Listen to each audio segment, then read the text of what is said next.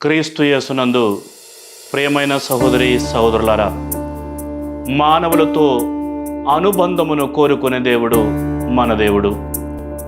ద్వితీయోపదేశకాండం 4వ అధ్యాయం 7వ వాక్యం ఈ విధముగా సెలవిస్తుంది. మన దేవుడు పిలవగానే పలుకువాడు. ఏ జాతి జనులకైనా, ఎంత గొప్ప జాతి జనులకైనా వారి దేవుడు మన దేవుని వలె ఇంత చేరువలో ఉన్నాడా? మానవులకు చేరువలో ఉన్నటువంటి దేవుడు మన దేవుడు. యేసుక్రీస్తు రాకడతో ఈ సత్యము మరింత రుజువు అయింది. హెబ్రీలకు రాయబడిన లేఖ 1వ అధ్యాయం వాక్యములు 1-2 ఈ విధముగా సెలవిస్తున్నాయి.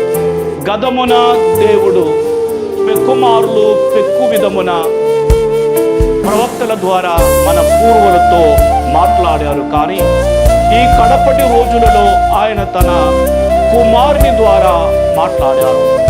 మనతో మాట్లాడడానికి తన ఏకైక కుమారుని పంపడానికి దేవుడు సిద్ధమయ్యారు. మానవులతో మమేకం కావాలనే గొప్ప ఉద్దేశంతో ఈ యేసు ప్రభువు ఈ లోకానికి వచ్చి మానవులతో అనుబంధమును ఏర్పరచుకున్నారు. యోహాను సువార్త 14వ అధ్యాయం 4వ వాక్యంలో యేసు ప్రభు చెప్పారు, నేను మీ యందు ఉంతును, మీరు నా యందు ఉండండి. యేసు ప్రభు మన యందు నివసించడానికి సిద్ధమయ్యారు. మనము ఆయన యందు నివసించాలని కోరుకుంటూ ఉన్నారు. మానవులకు దేవునికి మధ్య ఉన్నటువంటి గొప్ప అనుబంధానికి నిలువు నిదర్శనం ఈ యొక్క వాక్యము. యోహాను సువార్త 15వ అధ్యాయం 15వ వాక్యంలో యేసు ప్రభు చెప్పారు, నేను మిమ్మల్ని దాసులని పిలవను, నేను మిమ్మల్ని స్నేహితులని పిలుస్తాను.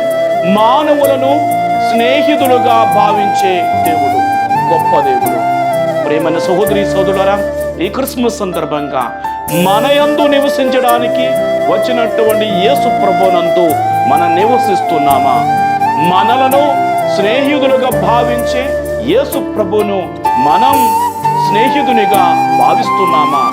ఆయనతో మనకున్నటువంటి అనుబంధం ఎంత దృఢమైనది అని మనం ఈ రోజుల్లో ఆలోచించాలి.